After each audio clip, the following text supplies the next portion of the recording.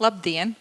Labdien kolēģiem! Labdien tie, kas vēl nav pazīstami, tie, kas ar vienu aci redzēti vai ir nonākuši šeit, tāpēc, ka, interesanti, no lauka līdz ēkai. Taču patiesībā mēs runāsim ne tikai par lauku, ne tikai par ēku, mēs runāsim tiešām par šo iespējams, politikā mums patīk labi izmantot vārdu iespējams jaunu industriju Latvijā, jaunu Latvijas industriju, kurā lauksaimnieks nav vairs tikai tāds pārtikas vai enerģijas izēja vielu piegādātājs, viņš ir kļuvis, viņš un viņa lauksaimnieki ir kļuvuši tiešām par tādu būvniecības nozares ķēdes posmu. Un nevelti mēs esam iezīmējuši, ka būvniecība, tieši agrobūvniecība vai biobāzētā būvniecība var būt daļa no bioekonomikas. Un galā izsaukuma zīme un jautājuma zīme, tad ko tas nozīmē būt daļai no bioekonomikas?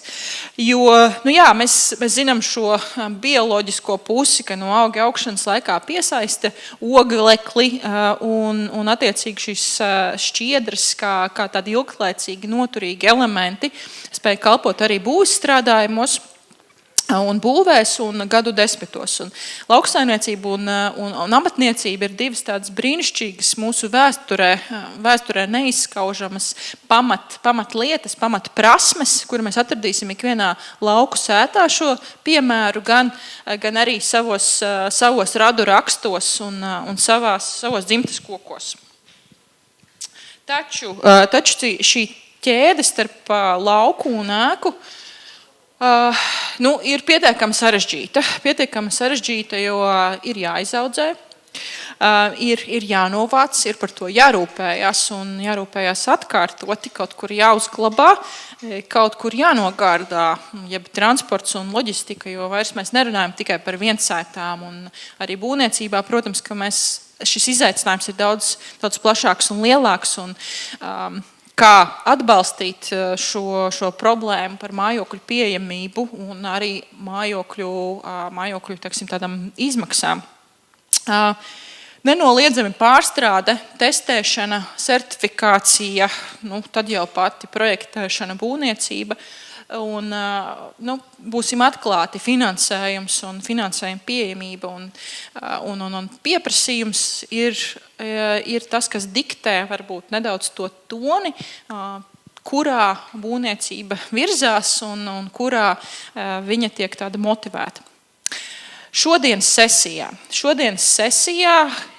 nepilnā stundā mēģināsim tiešām noskaidrot šīs trīs lietas, pavērt durvis no lauksaimniecības sektora uz būvniecību un savukārt no būvniecības uz lauksaimniecības, vai Latvijā tiešām ir pietiekams izēvielu zināšanu potenciāls, gan šis vēsturiskais, gan jau mūsdienīgais, jo arī būvniecībā mēs esam virzījušies stipri tālāk un vecās metodas un pieejas ar jaunām zināšanām jau spējam lietot tā saucamā inženieru koksne, piemēram.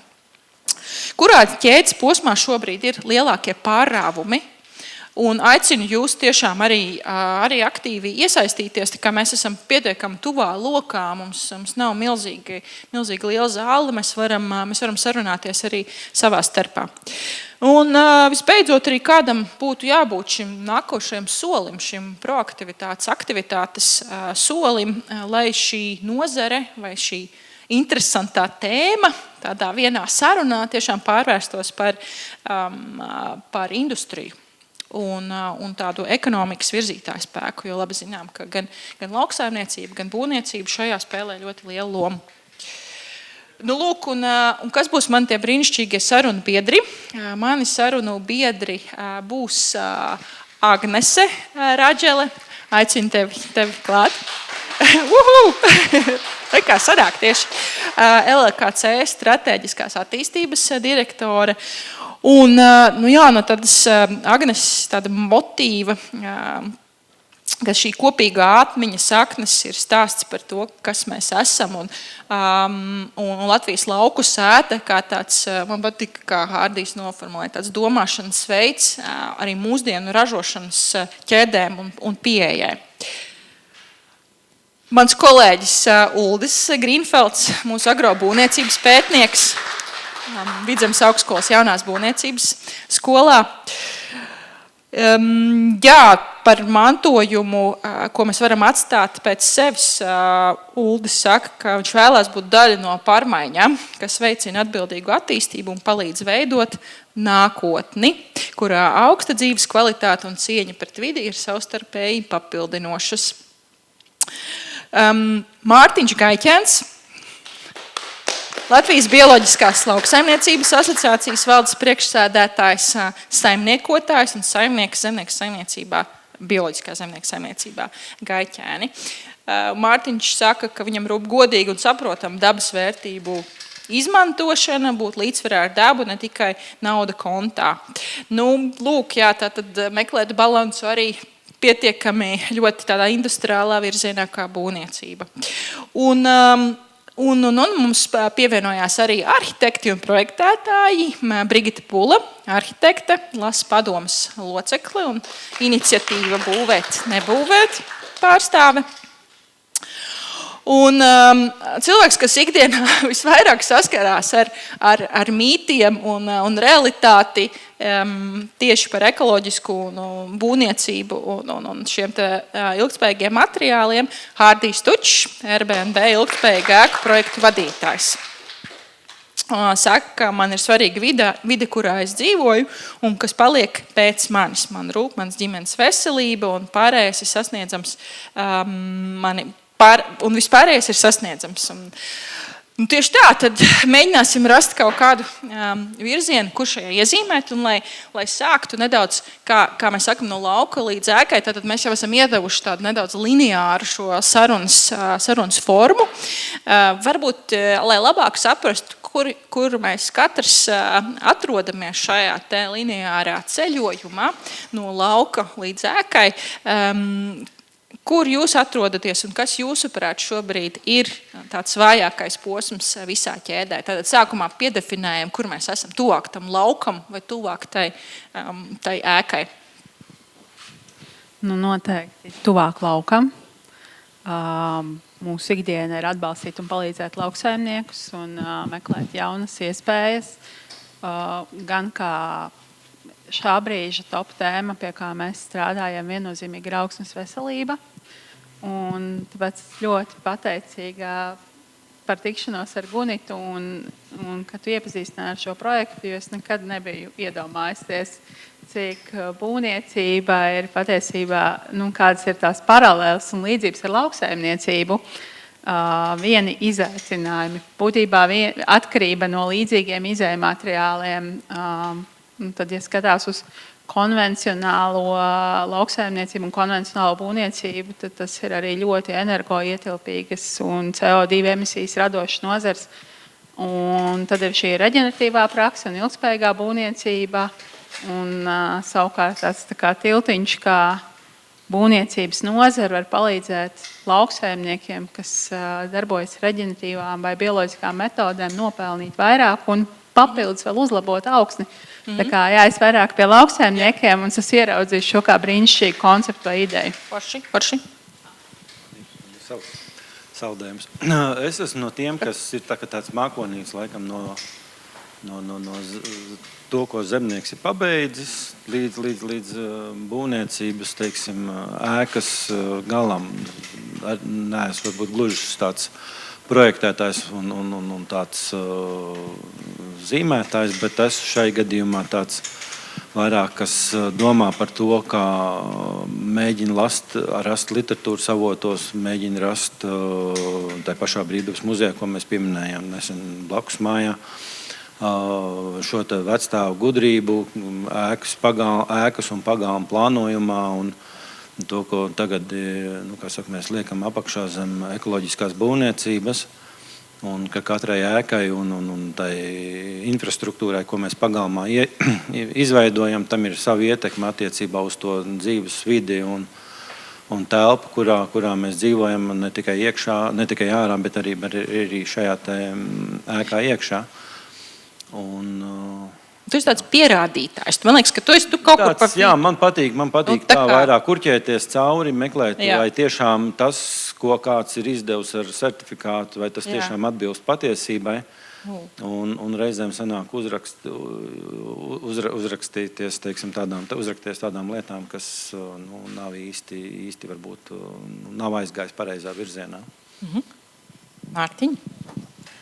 Jā, es esmu tas pirmsākums vairāk no laukiem, un tā pat pirmā interese, ko es saku, tā nauda nav galvenais, bet tomēr tas ir vadošs motīvs iesaistīties šajā visā, jo šķiet, ka varētu būt liels potenciāls, vairāk pat domājot par eksportu, jo it kā mums Latvijā pietiek dažādi materiāli un koks un tā tālāk, bet tā kā šobrīd jau diezgan daudz mājas tiek eksportētas saliktā veidā uz Skandināviju un citur, tas varētu būt arī veids, ko mēs kaut ko izaudzējam, kādu produkciju, ko ieliekam kā jau mājā un aiziet jau gatavā produkcija. Tā būtu augstākā pievienotā vērtība, ko es varētu iedomāties no hektāra. Nevis vienkārši nokult graudus uz Āfriku aizvest, bet ja mēs varētu no pāris hektāriem saražot veselu māju, tad tur tas ieņēmums uz hektāru būtu tik pamatīgs, ka visa ekonomika mums aiziet. Okay. Šito mēs vēl paķitāsim, jā. To mēs uzbildēsim, jo sāksim ar to lauku. Bet skaidrs, ka tu esi tādi pirmsākumi. Un tad jau domāsim, kā to dialogu veidot ar tam nākošiem soļiem. Ārdi? Jā, es būšu laikam vistuvāk ēkai, bet neatejot no lauka un vides, jo, kā mēs labi zinām, tad kaut kā jau tā ēka tapa. Tu esi kaut kāds savedējs, man tā liekas. Tā kā to lauku, tādā ziņā jau no tāda būvmateriāla viedokļa ir tādu lietotāju, lai tas nonāktu tajā ēkā. Kādam pa vidu ir jābūt kuratoram? Zini kā, uz visu ChatGPT neatbildēs. Līdz ar ko ir jālasa, ir jāpēta, ir jāpienāk, ir jāsaprot, jo tā ir pamatā domāšana un izpratne. Tikko kā ir izpratne, ir ļoti daudz, kas atrisināms, un ļoti daudz atbildes var sniegt pats sev. Mazais uzreiz jautājums, bet domāšana rodās tur tuvāk laukam vai tuvāk ēkai? Kad tu nonāc tajā ceļojumā tuvāk ēkai, tu sāc par to domāt, vai tad, kad tu uz tā lauka esi, tu sāc par to domāt? Jāsāk jau ir ar vidi. Tātad tas būs lauks. Redzi, bet ja tas jautājums, vai tas lauksaimnieks domā par to, no kā viņš būvē māju, vai tikai tas, kurš tagad gatavojās būvēt māju, sāk domāt, cik tad viņi ir ekoloģiski? Tas gan varbūt es tevi sapratu, jā. Āķīgs jautājums, jo kurā brīdī aizķerās tā doma un kam? Ja? Daļa būs tāda, kas domā par būvi, un otra daļa domā par ainavu. Dabu, jā. Ainavu. Jā. Tā kā mēs esam arī tādā lauksaimnieku pulciņā, mēs varam arī paķitāt to domāšanas veidu, jo tu referēji savā lekcijā tieši uz to lauku sētu. Un jautājums, vai mēs gadījumā neesam pazaudējuši to domāšanas veidu tajā lauka. Neatbildi? Neatbildi. Paturi to domu tālāk. Bet jā, Brigita. Man jāsaka tā, arhitekts ir tuvu pilnīgi visam, jo arhitekta gan sākumam, gan beigām, jo es arhitekta lomu redzu kā tādu tulkotāju lomu, kas māk gan klienta vajadzības, gan pieejamos resursus, konkrētajam klientam budžetu, piemēram, gan pieejamos materiālus, gan jaunos, gan vecos, kas varbūt tādā lauksētā ir, gan pieejamos ceļus, kas ved uz šo te sētu vai saimniecību vai uzņēmumu laukos, gan kultūras mantojumu, gan tradīcijas. Un šādi es varētu runāt visas tās 40 minūtes, skaitīt dažādas komponentes. Bet arhitekta profesija tā tad ir tāda, kas māk šīs visas lietas salikt kopā un iztulkot tādā gala rezultātā būvē. Cenāk tādā reversā. Šajā gadījumā mēs skatījos nevis no lauka, bet otrādi no ēkas uz lauku. Jo tā doma jau aizķerās tad, kad es sāku domāt par ēku, tad es sāku analizēt, kur, kā, kāpēc un tie apstākļi, tā teikt, ietekmē. Droši vien, ka par arhitektu tradicionālā nozīmē visi sāk domāt tad, kad ir nepieciešama tikai būve. bet es aicinātu par arhitekta iesaistīšanu, tas ir tas tieši, ko es saku, sāk domāt jau ātrāk, jo arhitekts ļoti var palīdzēt dažādu šo te risinājumu veidošanā. Arhitekts nav tikai projektētājs, kas māk pārvērst būvmateriālus ekoloģiskus vai neekoloģiskus, ilgspējīgus vai nē, kas māk pārvērst ēkās, bet arhitektam tiešām tiek attīstīta tas domāšanas veids, kas ļauj stratēģiski plānot un izvēlēties labākos risinājumus tanī daļā arī saimniekošanā, ne tikai būvēšanā. Būtu pat stāsts par vietas izvēli, primāri. Jā, piemēram, ja? Kur man labāk taisīt savu saimniecību. Jā, tieši tā. Jā, un mēs, piemēram, varam skatīties, vai viņu labāk taisīt vietā, kur jau kaut kas ir, infrastruktūra kaut kāda, ja? Vecas ēkas, vai varbūt tas ir tukšs lauks. Tad ir vērts atgādināt mazo reklāmas pauzi, ka ir pieejama arī ar arhitekta konsultācijas lases teltī. Manuprāt, te pati pa kreisi, vai ne? Pirmajā. Tā kā droši, kā vienkārši Brigita iezīmēja to spektru, ko īstenībā arhitekts var palīdzēt saprast vai kā atbalstīt kaut kādos lēmumos. Tad patiesībā mums visi tie ķēdes, pat ne ķēdes posmi šajā gadījumā, vairāk mēs tādus viedokļu esam nokartējuši. Bet lielais jautājums, un daudz to uzdod arī pienākot pie mums runāties, ir, tad, Mārtiņ, kāpēc lauksaimniekam vispār būtu jāaudzē kaut kāds kultūraugs un jāapsver šī būvniecība kā tāds potenciāls tirgus, jo jau viņam ir zināms šobrīd pārtika, lopbarība vai enerģija. Kāpēc vispār skatīties būvniecības virzienā, ja viss jau tā kā strādā? Skatās jau tieši tāpēc, ka nestrādā. Un ļoti nestrādā. Daudz lauksaimnieku, kas tradicionāli kaut ko izaudzē un ved eksportā un nepārstrādā vienkārši bez pievienotās vērtības produkciju un nevar vairs izdzīvot, varbūt izņemot Zemgales reģionu, smiltīs audzēt kviešus un vest uz Āfriku, pilnīgi garām ir un tāpēc jāskatās citos virzienos. Es gribu, lai jūs mājat ar galvu vai nē, lai es jūtu, ka... Tā tas ir. Un par to ainavu un būvniecību.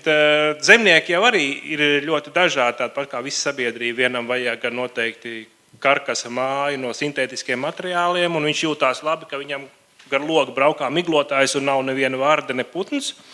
Un citam vajag to ainavu un ekomateriālus. Un tas aprits cikls jau vislabāk izklausās tā, ka tu uzbūvē māju, ja teviem bērniem nepatīk, viņi ieliek kompostā, atgriež uz lauku un būvē nākamo. Tas ir tas labais, ka mēs nepiecūkojam ainavu. Mums nav tās dzelzbetona konstrukcijas. Labi. Tagad tā. Cik lauksaimniekiem tad ir, kā jaunbūvis, tad būvēts? Paņemsim kaut vai koka būvi. Cik ir sandviču paneļi un, nezinu, viens necels neatzīsies, ja? Bet tā ainava, ko mēs redzam tagad, protams, ka mūrēkas, jaunas mūrēkas, jaunas mūrēkas, jaunas kokēkas, jā, kāds čūnītis, jaunas sandviču ēkas. Tas jau ir, mēs ejam, tas ir izejas punkts, ja? Bet tā realitāte, ko mēs redzam, ja kādreiz vēl šīs senās sētas un šī lauksaimniecības struktūras tomēr bija iepriekšējā lekcijas referencē, ja? Tad šobrīd, pabraukājot pa ainavu, mēs redzam kādas industriālas būves, divslīpju jumts, sandviča karkas un tā. Tātad, kāpēc tad tie zemnieki, lauksaimnieki neredz to potenciālu, ka viņi to savu materiālu var izmantot vai to dabas koku materiālu un citus meklēt vismaz šajā virzienā? Mācīties no prakses. Zemnieks jau ir tas, kas dzīvo uz zemes un saimnieko savā saimniecībā. Problēma ir tā, ka iet industriālās virzienā, ka ir tūkstošiem hektāru saimniecības ir un zemnieks, viņš principā ir kā dīvāns zemnieks uz dīvānu pilsētā, vada savu komandu kā biznesa projektu. Un, ko es dzirdu, un tā arī notiek. Un video, kā norok vecās mājas, āģē kokus ārā, lai viņam ar kombainu nevajag riņķī braukt. Un tur šobrīd tam nekādas aizsardzības nav. Un tas, kas notiek, vienkārši paliek pa plašiem laukiem, tur, kur kādreiz bija ainava. Un māja jau sākās nevis ar māju, bet ar to vietu, kur cilvēks sēž no rīta, no vakarā un skatās tos ainavu, kā veidojās, kā gaisma spēlējās, un tad tikai sāk būvēt. Tā vieta jau, man liekas, laukos ir svarīgāka pat par to ēku. Tur, kur iziet ārā padomāt. Mārtiņš aizskāra ārkārtīgi būtisku jautājumu. Tiešām par to, ka vietā, lai viņai varētu izvēlēties tai vietai piemērotu būvi, piemērotu saimniekošanas veidu, tad vietā ir jābūt. Es domāju, ka tā viena varbūt tāda nelaimes, tas, ka neiet, ja, acīm redzot, mēs esam sapulcējušies par kaut ko runāt, tāpēc, ka neiet, kaut kas nestrādā. Es domāju, tā viena no nelaimēm ir tāda, ka mēs varbūt pēdējos gadu desmitos tiešām esam ļoti aizgājuši, un mēs skatāmies uz citiem, uz svešiem piemēriem. Nu, tur kaimiņam vai Vācijā vai Norvēģijā iet, un tur būvē tā, un mēs arī ņemam un būvējam tā, piemēram. Paši tā kā nedomājam. Bet mēs neskatāmies pietiekoši, teiksim, tālu atpakaļ vai kaut kā tā. Jūs varbūt esat ievērojuši, bet varbūt nesat, un tad es pateikšu, ka, ja mēs runājam par latviešu māju, tad Latvijā katrā novadā vai varbūt pat katrā pagastā un katrā apdzīvotā vietā mājas ļoti atšķiras. Un viņas neatšķiras tāpēc, ka tiem cilvēkiem bija kādas ārkārtīgi dažāda gaume vai patikšana, bet viņas atšķiras tāpēc, ka tās mājas ir izaugušas no tās vietas, no tā, kā tādā vietā ir vislabāk. Piemēram, Pāvilostā, kur es dzīvoju, šobrīd mājām faktiski nav pārkars jumtiem. Un tās pārkars tur nav tāpēc, ka Pāvilostā ir milzīgs vējš, reizēm visvējainākā vieta Latvijā, un tām pārkarēm nav nekāda jēga. Ja līst lietus, tad viņš ir faktiski horizontāls un vēl arī var noraut to jumtu, ja viņam ir kāda pārkare. Savukārt citās Latvijas vietās pārkari ir must have, vai ne? Teiksim, lai ēka neaizietu bojā. Pabrauciet apkārt, pavērojiet, un es domāju, ka es par ēkām runāju tāpēc vairāk, protams, ka tas ir tāds mans lauciņš, ko es zinu un uz ko es vienmēr skatos, bet es domāju, tas pats attiecās arī uz ainavām un tādām dažādām, un arī uz to, ko es teicu par saimniekošanas veidu katrā vietā. Var jau industrializēt līdz nemaņai, ja, un uztvert to zemi vienkārši kā tādu materiālu, izmetamu materiālu. Tagad izmantojam to, šitais nedara, ņemam nākošo pleķi, un Latvijā vietas pietiek, vai ne, bet varbūt...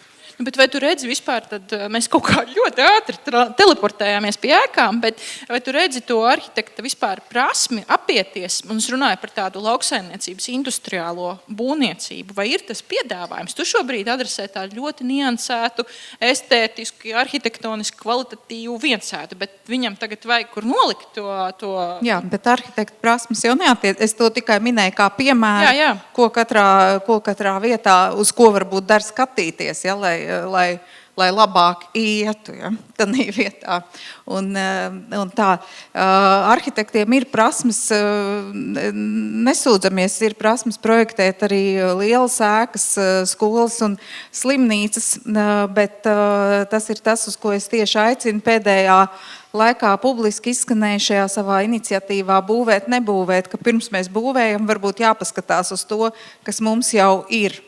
Un ārkārtīgi lielu, un varbūt liels pie mūsu sarūkošā cilvēku skaita, Latvijā liels uzsvars būtu jāliek tieši uz infrastruktūras attīstību. Un varbūt kādā vietā ir jau šīs te lielās noliktavas vai iespēja būvēt šīs te lielās noliktavas, bet nav ceļa, piemēram.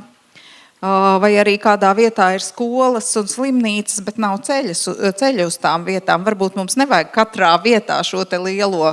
Iepriekšējā sarunā bija runa par klāsteriem katrā vietā, ka tur vajag visu, bet varbūt mums nevajag tik daudz katrā vietā. Varbūt, ka tas, kas mums ir vajadzīgs, ir šie te ceļi uz tām vietām. Un tas ir tas, uz ko Latvijā vispār būtu jāliek uzsvars, bet es nezinu, vai es atbildēju uz jautājumu. Vai mums ir prasmes? Skaties, es paņemšu kaut kādu varbūt tādu analoģiju ar privātu māju būvniecību, daudzdzīvokļu māju būvniecību. Tomēr tā kā tipoloģijas kaut kādas, kur paņemt, šis man kvadrātmetrā izmaksās tik, un es varu tā kā salīdzināt, ka tiešām, teiksim, tāds koka karkasa vai līmēto sīju, teiksim, novietne ražas būs, līdzvērtīga kaut kādam sandviča risinājumam. Tipoloģija, industriālā lauksaimniecības būvniecība. Agrāk tāda patiesībā bija. Mēs, man liekas, ar Agnes esam par šo diskutējuši. Noteikti var papildināt. Bet šobrīd, tātad, jā, mēs zinām, ka arhitekta pakalpojums ir pieejams šajā, bet tas rezultāts, diemžēl, nav tāds, kā mēs it kā. Bet mēs arī zinām, kā vecā Rija, piemēram, tāda kā var Blaumaņu brakos, piemēram, redzēt, kā viņi atšķirās no sendviču paneļa ēkas. Un kāpēc, piemēram, runājot arī par klimatu iekšā un tādām visādām lietām, jo izvēle jau nav tikai nodrošināt platību, izvēle, ko būvēt un kāpēc tam to izmantot, ir arī tieši šie te materiāli un tas rezultāts, ko tas dos. Varbūt mēs varam uzbūvēt no sendviču paneļa, bet pēc tam no karstuma tur nomirt iekšā. Jā, un es te gribētu ieslēgties ar domu, kas man galvā visu šo laiku virpinās, ka te būtībā stāsts ir par vērtībām, par domāšanu ilgtermiņā, par zināšanām un prasmi redzēt tās mijiedarbības tieši ilgtermiņā. Jo vērtības tas ir skatoties, kas mums ir vērtība, un man ļoti rezonē no iepriekšējām arī diskusijām. Ēķikungs pateica, veikalā kartupelis ir kartupelis. Bet mums vairs neinteresē šķirne, kas viņi ir ražojis, un cik daudzi aizdomājas, ka ja es šodien pērku poļu kartupeli, kāds nopirktais poļu kartupelis ir atņemts eiro mūsu lauksaimniekiem, un ja to mēs darām masveidā, tad mums lauksaimnieki iet prom no kartupeļiem vai vispār iet prom no lauksaimniecības. Tas pats ar būvniecību. Es varu uzbūvēt no sandviča, ieimportēt kaut kur lēti, bet pēc tam es lieku iekšā klimatu, un man iet bojā raža. Tā vērtība pastīties ilgtermiņā un izvērtēt, vai tā cena patiešām ir vislētākā ilgtermiņā, un kāds pieņemtais lēmums tā kā var miedarboties uz tavu veselību, uz ražu kvalitāti, uz pēc tam tālākām investīcijām. Cilvēkiem jau parasti interesē ļoti labs vārds vērtības, bet un labi, ka jūs beigās iztulkojāt, kas tās vērtības ir, vai ne? Jo tādas varbūt gaisā tāda vienkārši tāda runāšana par vērtībām un neatšifrēšana arī noved pie tā, ka cilvēki domā, ka tas ir kaut kas tā kā ārpus viņiem. Ja? Bet man liekas, tās vērtības ļoti labi var pārvērst vērtībā, finansiālā vērtībā un labklājībā, un komfortā un tā tālāk. Un tas ir tieši tas, ko es arī stāstīju sākumā par to arhitekta lomu, palīdzēt izvēlēties to veidu, palīdzēt izsvērt visas šīs te pirms būvniecības laikā, pēc būvniecības laika izmaksas tanī skaitā. Ja? Jo visi jau būvē šī sektorā, būvēja uz ilglaicīgo vairāk, nevis uz to ātro.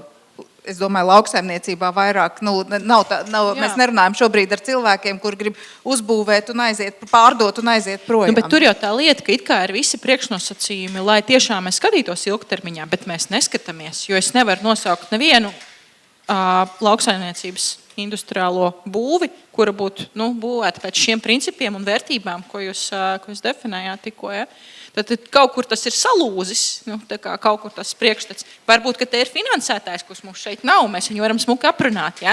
Ka viņš uzspiež, tā kā lētākais kvadrātmetrā, es tev došu naudu tikai par šito, bet par to nedošu, jo tas ir uguns nedroši, trallalā, un visi mīti aiziet, ja? Bet kā ir ar zināšanām? Kādēļ Vidzemes augstskolā ir jaunā būvniecības skola? Tas nozīmē, ka arī būvniecības izglītībā mums kaut kā iztrūkst. Un, ja jūs sakat, ka arhitekts ir tas tulks un viņš atnāk un palīdz salīdzināt materiālus, es neatceros, ka man arhitekts teiktu, šito materiālu izvēloties, tas būs jums veselībai labāk vai vēl. Un tur vispār par to netika diskutēts. Ir dažādi arhitekti. Bet neviens mums arī nemāca, ka arhitekts būtu jāizvēlās, kad kurš arhitekts tev ilgtspējīgāk, dabai draudzīgāk vai vēl. Šī tēma nav galdā, manuprāt, vai es esmu varbūt citā burbulī, Un Nē, tad jūs es domāju, noteikti kā neesat ir ar tas jau. izglītību vai pašiem arhitektiem arī. Nu, es zinu, ka mums izglītības sistēmā arī ļoti iztrūkst bioloģiskās lauksaimniecības kompetences. Viņa ir, bet viņa ir kaut kur ļoti bāla.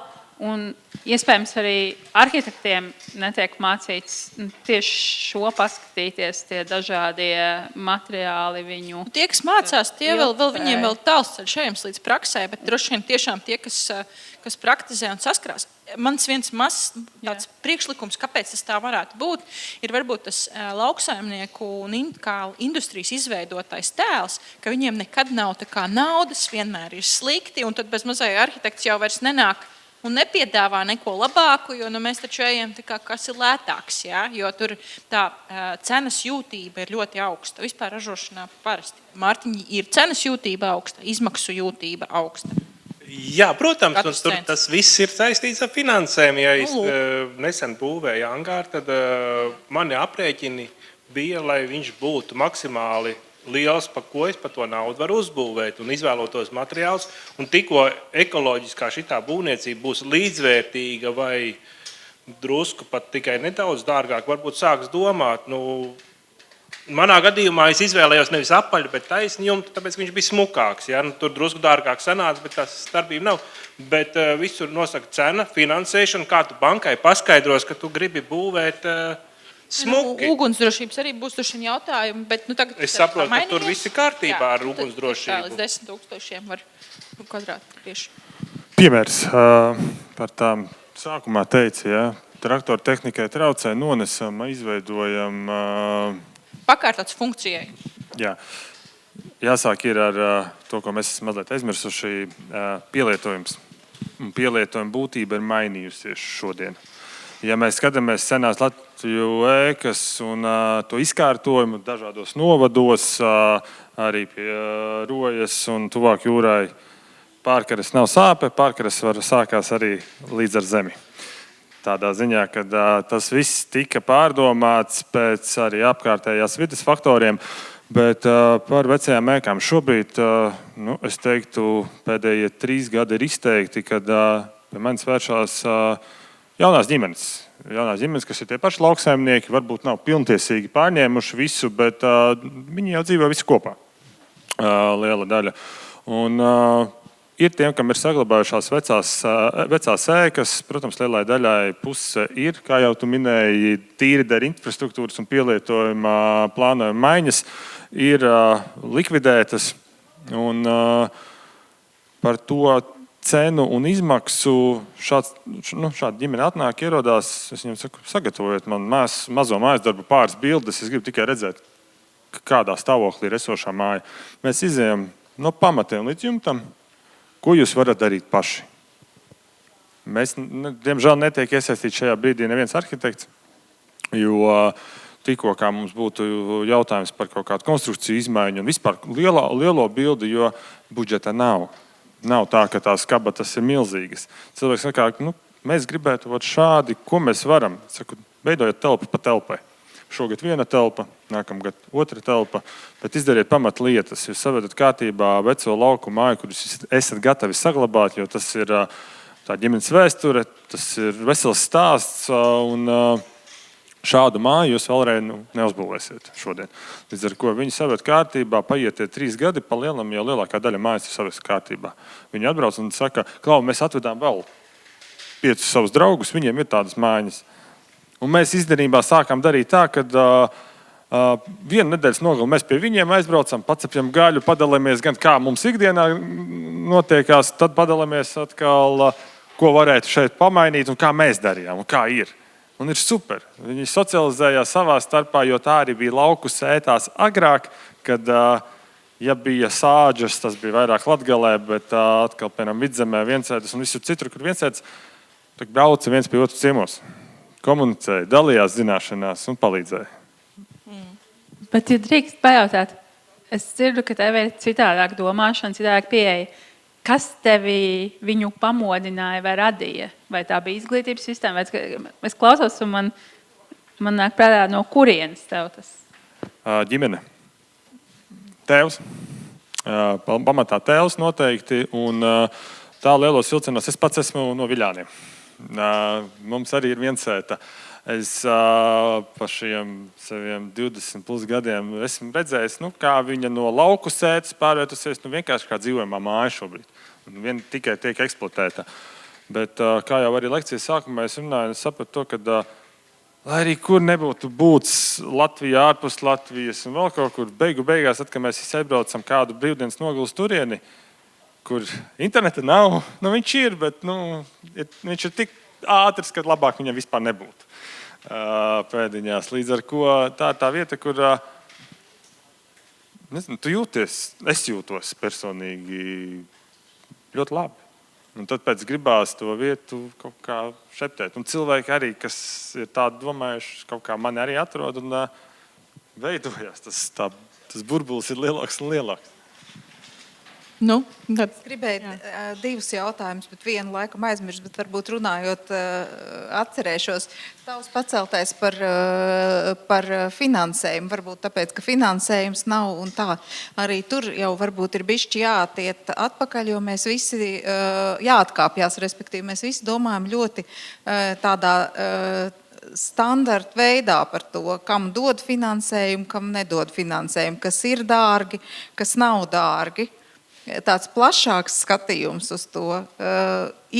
To visu argumentu, ko es sākumā tādā rindā saucu, iekļaušana tanī, pārvēršana ciparos, mums parādītu to, ka tā foršā būvēšana, ko mēs domājam, kas ir foršā vai ne, tā ekoloģiskā, ilgspējīgā, ir tikpat lēta vai dārga, jo tas ir tikai tāds šobrīd tāds skaļš sauklis no tiem, kas grib vienkārši industriāli daudz būvēt, uzbūvēt un aiziet. Ir tas, tikko kā kāds runā par rekonstrukciju, remontu, restaurāciju, tas ir dārgi.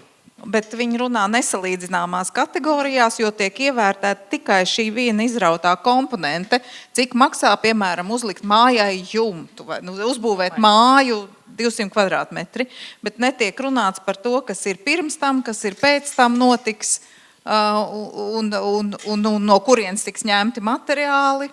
Jo mēs zinām, ka metāls veikalā ir lētāks kā, piemēram, līmēts koks vai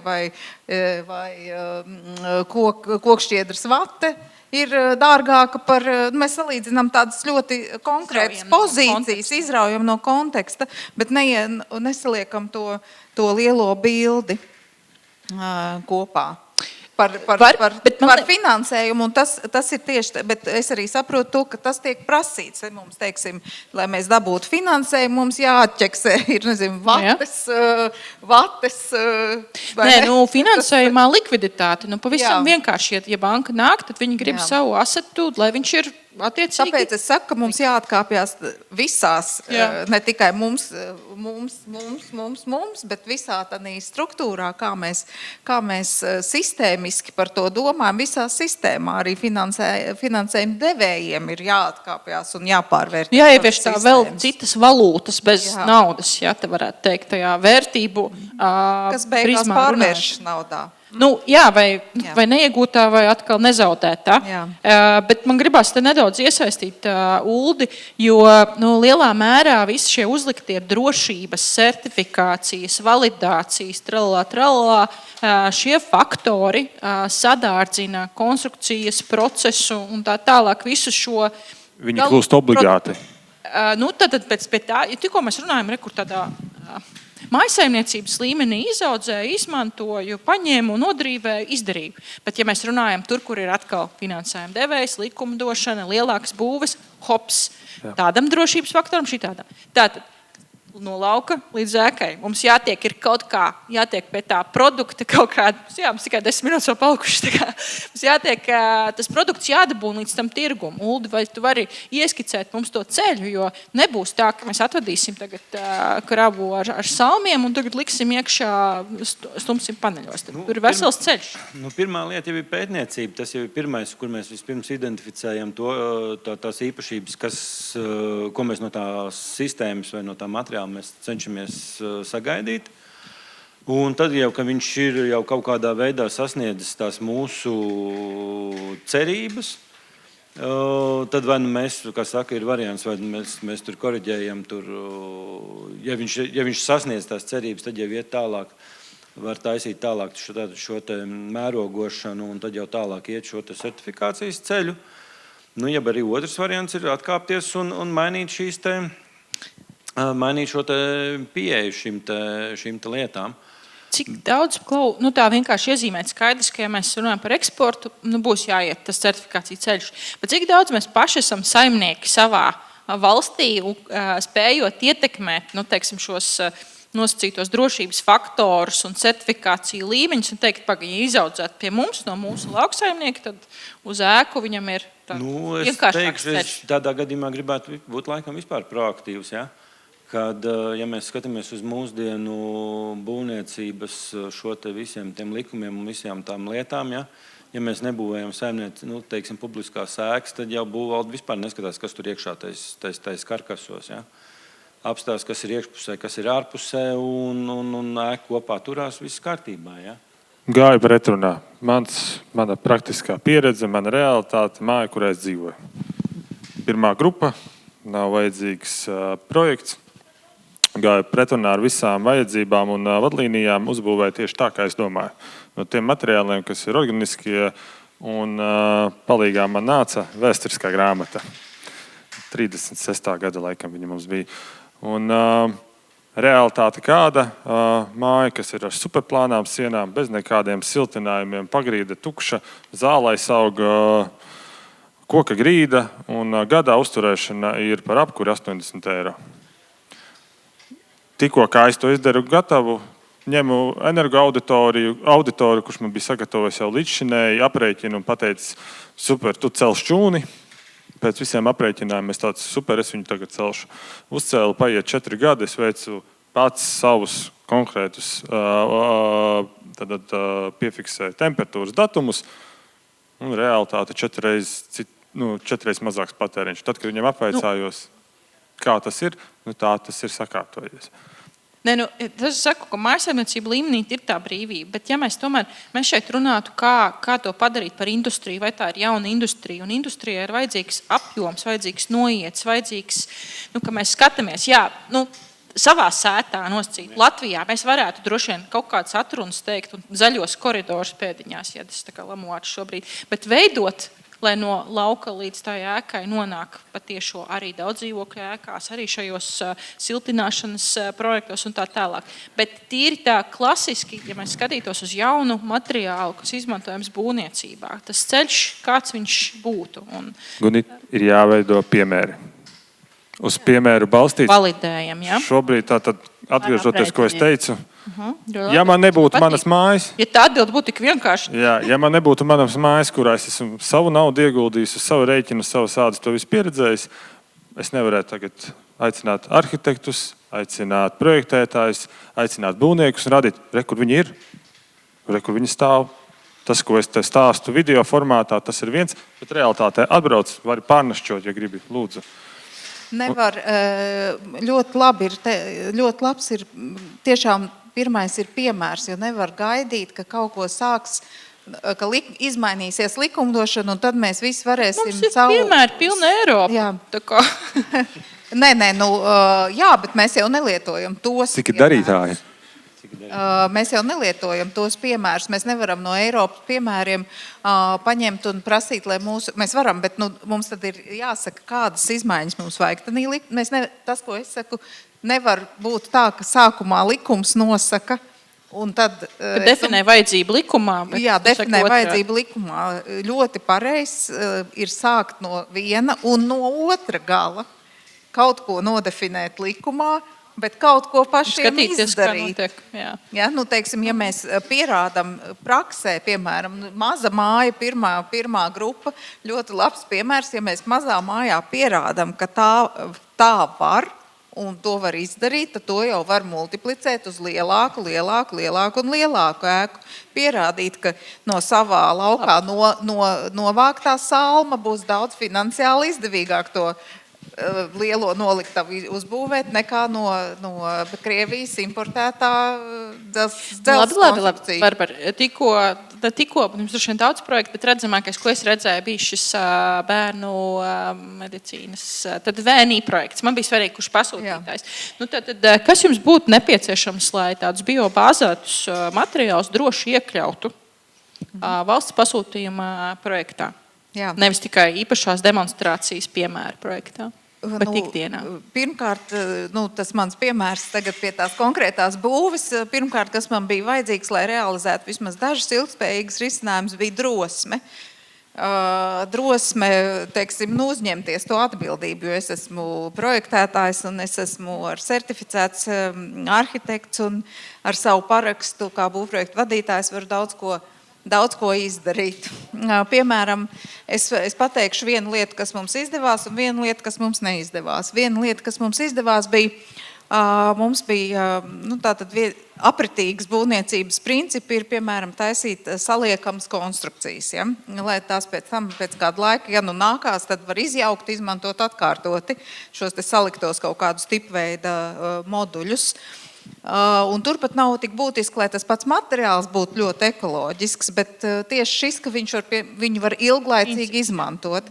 Tātad mēs uzbūvējām dzelzbetonu, kas pats par sevi tātad neskaitītos pārāk varbūt ekoloģisks materiāls.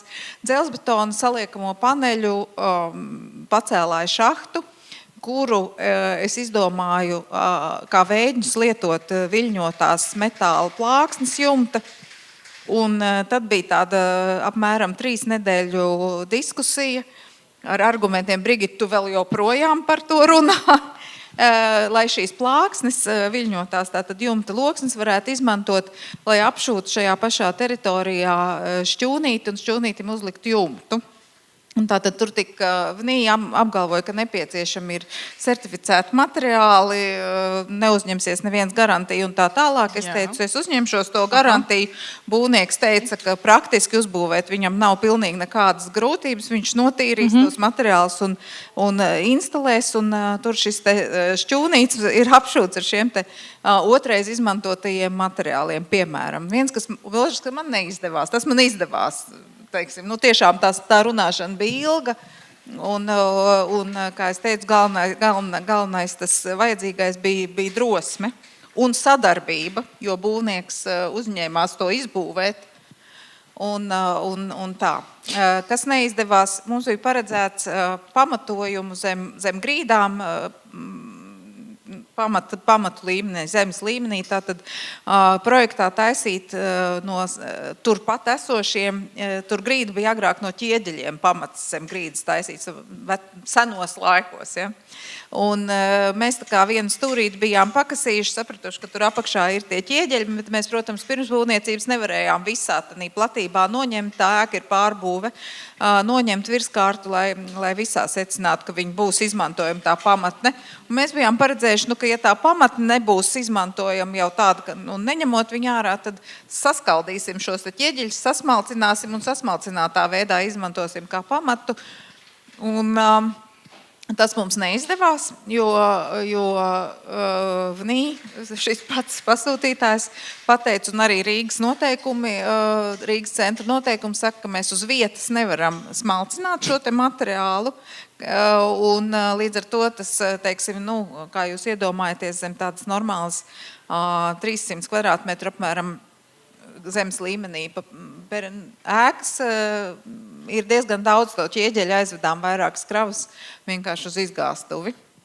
Tas neizdevās. Un tur būtu tieši šis noteikumu jautājums, kas, vai ja būtu, pieņemsim, varbūt bijis vairāk laika vai vēl vairāk drosmes, tad es būtu gājusi, piemēram, uz būvvaldu un teikusi, ir šāda situācija, atļaujot man atkāpes. Tu par apratīgo. Viens mazs komentārs es tev iedošu. Bet kā būtu, piemēram, ar tādiem jauniem materiāliem? Pieņemsim, ka mums te top un te ir daudz potenciāli, ja tādiem šiem biobāzētajiem būt. Kurš tad varētu uzņemties atbildību? Tad jautājums, vai arhitekts varētu uzņemties atbildību tādu materiālu projektā ienest? Mums ir Rīgas Tehniskajā universitātē brīnišķīgas laboratorijas, kas var šos materiālus pārbaudīt, un pēc tam noteikti var arī kāds būt pirmrindnieks un izmantot. Nu, tātad primārā testēšana bez certifikācijas arī būtu pieļaujama. Kā kur?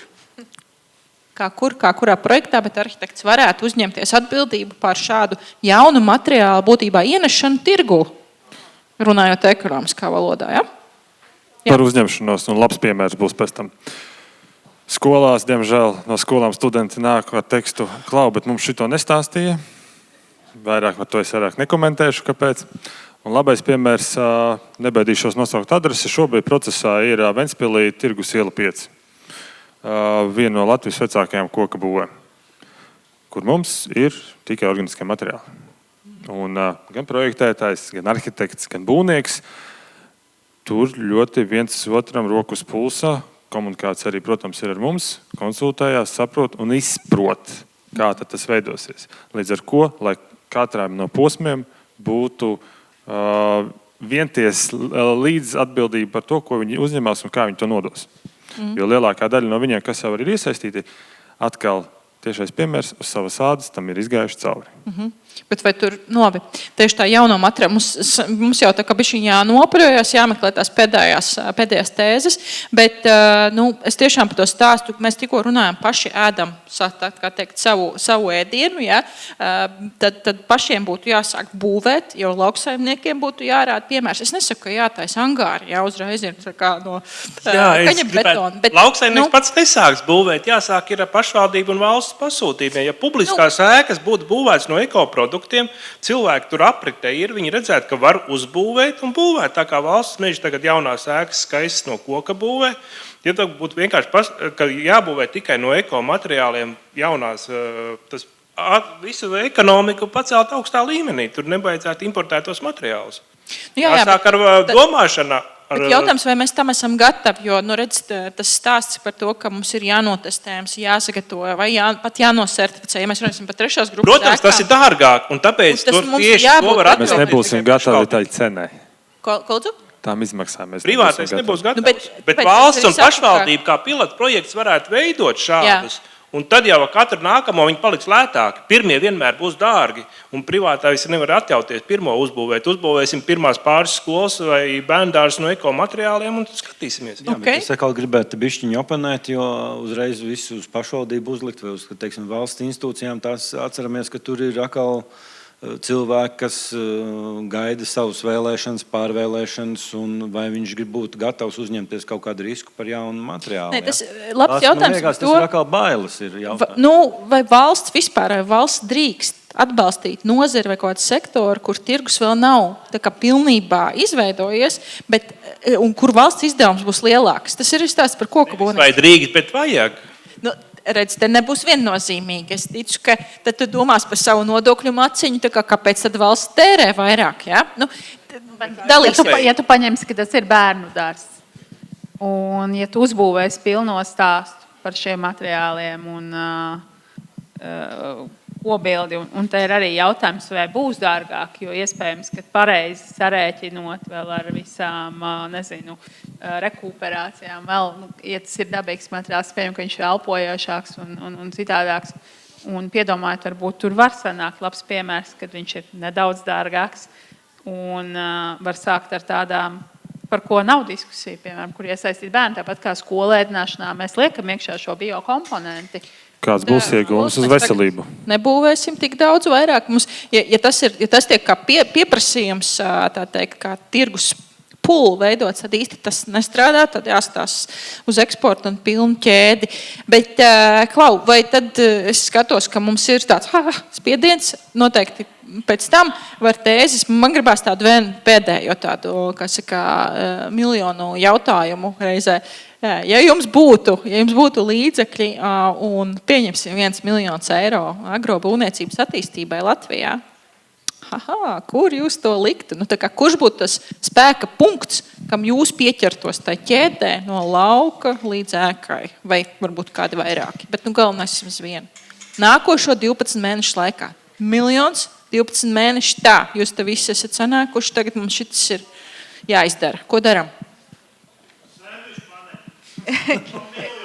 Es droši vien uz to jautājumu precīzi varēšu atbildēt nākošajā, tātad pēc gada pasākumā, ja? Tad, kad būs tas kārtīgi apdomāts un izdiskutēts, bet es jau sāku ar to, ka ja man būtu tas miljons, es noteikti nodarbotos ar infrastruktūras jautājumiem. Savienot to, kas jau ir. Jā. Pirmais ekociemats. ar bērnu dārzu un skolu un pašvaldību. Ne ciemats ne kā pilsēta vai novads, bet ciemats kā ar ainavisku vietu, kur ir neliela izmēra mājas, kur cilvēki vienkārši var atbraukt, nakšņot un izbaudīt, ko nozīmē dzīvot ēkās, kas ir būvēts no organiskiem materiāliem. Jāizliek Airbnb ēkas uz kartes un jādara. Tāda iespēja ir. Brauciet ciemos un mēs parādīsim. Vienīgais, es baidos, pa nakti neļaus, bet uz kūku atbraukt varēs pie visiem. Labi. Tā kā ciemats, piemēri, atvērtie piemēri, pieredze būtībā, ļaut pieredzēt to. Jā.